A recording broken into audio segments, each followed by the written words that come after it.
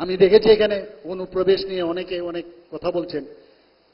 আমি বারবার যখনই অনুপ্রবেশকারীদের ভিতরে কোনো অবস্থায় যাতে না আসতে পারে, যদি আসে তাদেরকে আইনের মাধ্যমে ডিপোর্টেশন কিভাবে করতে হবে বারবার তার জন্য মিটিং করছি।